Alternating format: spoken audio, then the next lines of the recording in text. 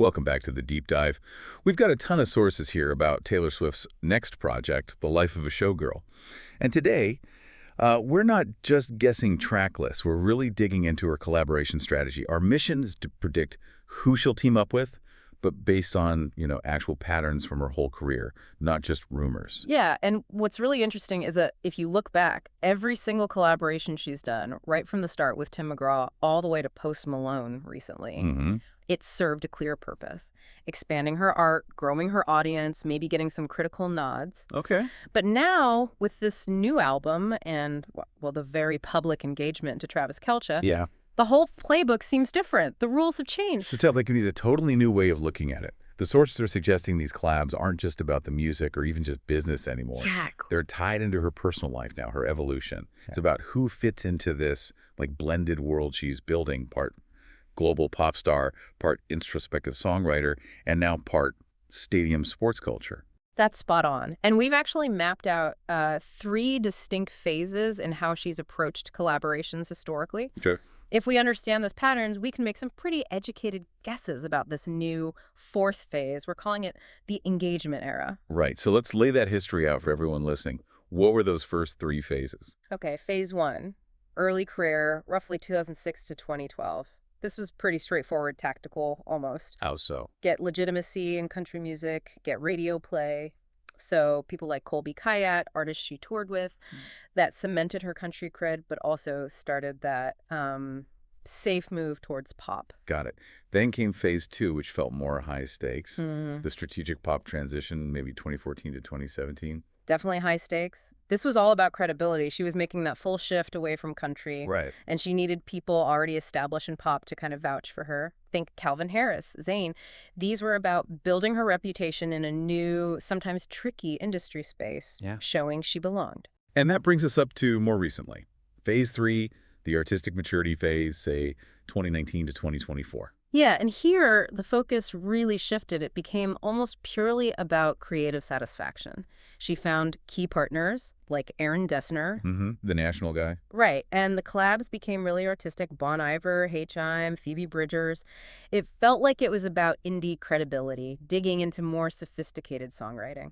Okay, so that sets the stage for now. Yeah. The life of a showgirl. The sources are saying this engagement era pattern, starting 2025, has a quadruple purpose. That sounds like a big shift. It is. It's not just a small adjustment. It's a fundamental recalculation. So what are the 4 pillars? Okay, you've still got artistic growth, obviously. Audience expansion, always important. Cultural positioning, how she fits in the zeitgeist. But the new one, the big one, is relationship integration. Relationship integration. That's the key driver for this whole strategy, we think.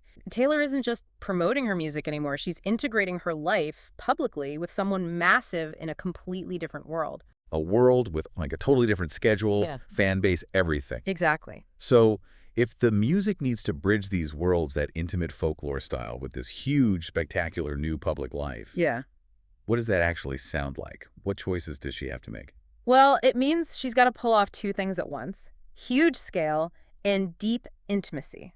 Okay. For the spectacle, the showgirl part, she needs producers who get massive theatrical pop, but she can't ditch the quiet introspection of that mature phase, because that's what makes the story about performance and authenticity feel real. That leads us perfectly into the creative foundation. If the album needs that massive spectacle, everyone seems to agree. Jack Antonoff is still the guy, the executive producer. Why him specifically for its showgirl concept? Antonoff feels like a lock. He just gets how to blend that big theatrical pop sound with really personal stories, and crucially, he's got Broadway chops from his work with Bleachers. Oh. This album needs those big orchestrated moments, dramatic swells, things that sound like they belong in a huge theater. Antonoff knows how to make a synth pop track feel like a showstopper. But if Antonoff brings the spectacle, who anchors the intimacy?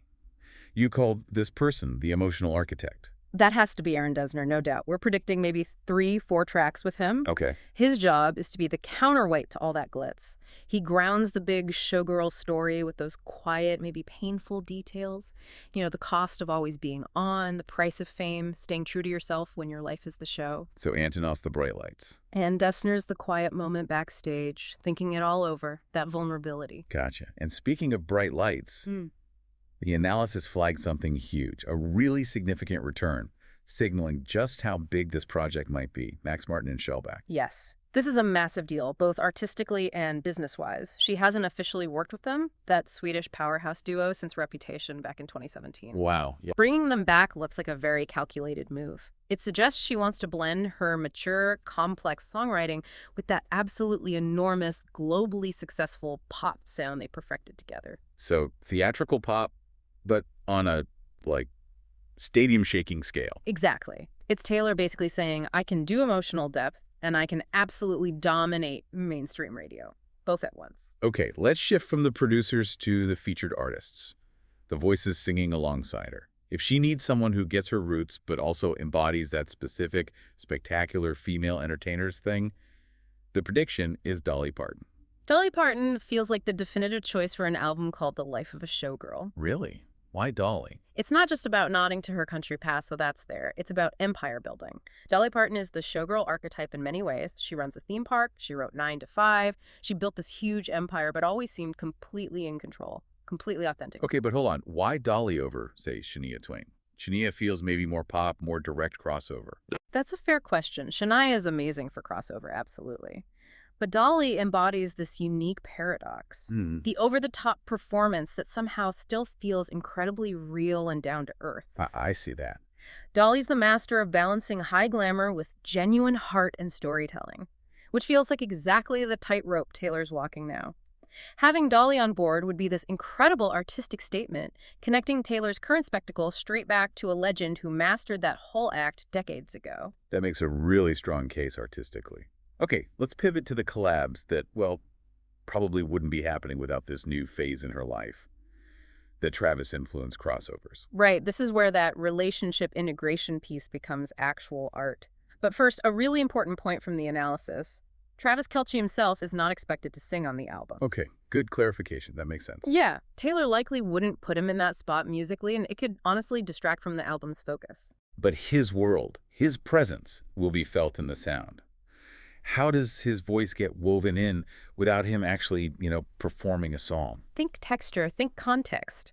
We should probably expect things like maybe spoken interludes, little voice memos they recorded, perhaps on their travels, or even background sounds like the atmosphere from an NFL game mixed subtly into a track. Ah, like adding authentic flavor. Exactly. It brings his world in, helps boost those fan bases, but without making the music itself awkward or compromised. So, to musically bridge her world and the sports world, the data seems to point strongly towards one particular artist, Post Malone. Post Malone seems like the perfect artist for this specific moment, this specific task. He just floats effortlessly between genres hip-hop, country, pop, rock. He's kind of genre-proof. True. And crucially, he's already comfortable in that sports world. He pops up at games, collaborates around big sporting events. Right, I've seen that. Including him is strategically brilliant. It merges two massive, already overlapping fan bases. It pulls that male sports demographic right into Taylor's orbit in a really direct way. From a streaming algorithm perspective, it's like a jackpot. Makes total sense. Yeah. Are there other names popping up in that sports entertainment crossover space? Drake gets mentioned quite a bit in the source analysis. Interesting. He gets both the modern music business and the hyper-commercial world of big-time sports. It's basically the Raptors' global ambassador, right? Yeah, pretty much. He could offer a really interesting perspective on fame, spectacle, maybe even the pressures of that kind of life that would echo the whole showgirl theme. And what about if the album touches on themes like brotherhood, loyalty, teamwork, things central to a relationship, but also obviously a football team? Could we hear from Jason Kelce? It's definitely possible. I mean, Jason Kelce's retirement speech was practically performance art in its own right, showing that raw public emotion. It really was. So integrating his voice somehow, maybe talking about teamwork or loyalty under pressure, that could add a really authentic, high-profile sports angle if she goes in that thematic direction. Okay, moving on. The whole life of a showgirl concept just screams for artists who understand spectacle, who understand narrative. Let's look at the predictions for purely theatrical and spectacle-driven collaborations. Yeah, Broadway integration feels almost essential for a concept album like this. We're predicting Lin-Manuel Miranda might be involved. As a singer. Probably not singing, more likely as a songwriting collaborator. He's the master at bridging that structured Broadway narrative with modern pop sensibilities. Taylor could use that kind of theatrical framework to carry the album's story arc. And another name that came up, someone who gets the female performer experience within that theatrical world, Sarah Bareilles. Yes, Sarah Bareilles seems key. She's lived both lives, pop stardom, and the grind of musical theater, writing Waitress so successfully. She just gets the specific challenges facing female performers who have to deliver that huge spectacle, but also stay relatable and intimate. That feels very relevant. Absolutely. Now, for the big, dramatic musical moments, the theme practically demands some serious vocal powerhouses. For sure. We've got Lady Gaga pegged as a very strong possibility. Ooh, okay. She is spectacle and authenticity rolled into one, isn't she? Especially after A Star is Born. She has the vocal firepower for the highest drama.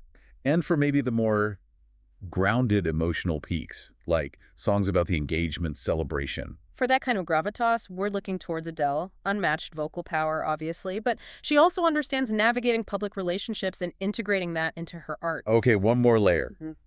That Vegas aesthetic, the glamour, the sophistication, that suggests needing musical touches beyond standard pop, classical, jazz. This is where it gets really interesting sonically.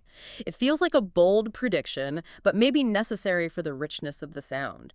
For orchestral elements, think collaborations with top-tier classical players. Maybe Joshua Bell on violin for those soaring, dramatic instrumental lines. Or perhaps Yo-Yo Ma on cello for moments.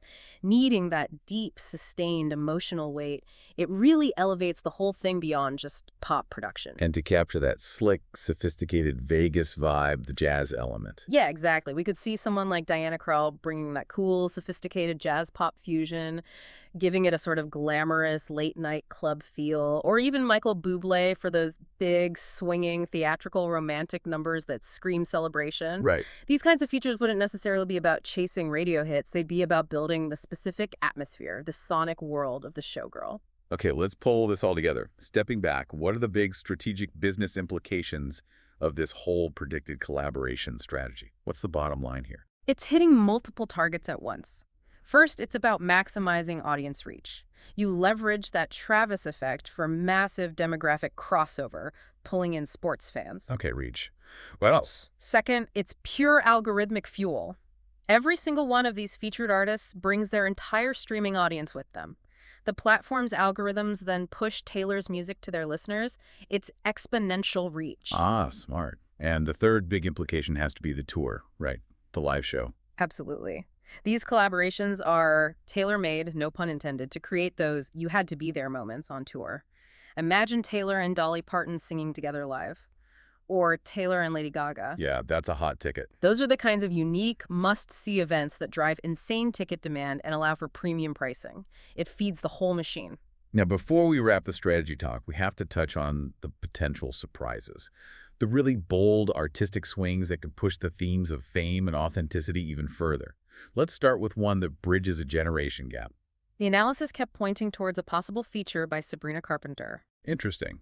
Why her? Strategically, it's incredibly sharp.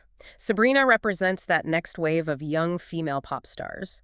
Including her could be a brilliant way to explore themes of mentorship, legacy, maybe the passing of a torch. And business-wise, it connects Taylor's massive audience directly with that younger Gen Z pop demographic that loves Sabrina. Very smart. And finally, the even bolder bets.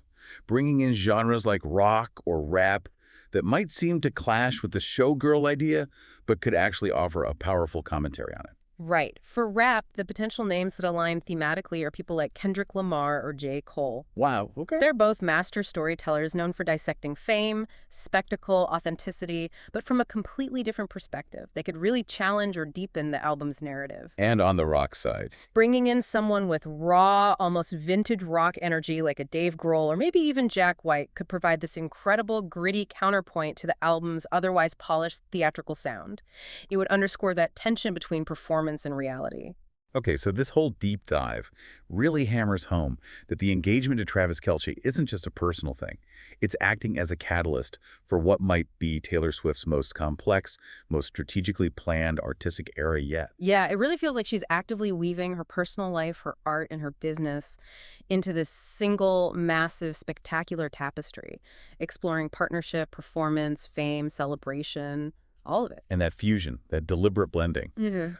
it leads us to the final thought we wanted to leave you, the listener, with. How is this new model, this very public, highly integrated approach where personal life changes directly reshape complex artistic and business partnerships, how might that influence the wider music industry? Could this become the new playbook for established artists, legacy artists who want to stay relevant, stay in control, and evolve publicly all at the same time? A huge question for what sounds like it could be a truly spectacular project. Definitely something to think about. Thank you for joining us for this deep dive into the future of Taylor Swift's collaborations. We'll certainly be watching closely when the life of a showgirl finally arrives.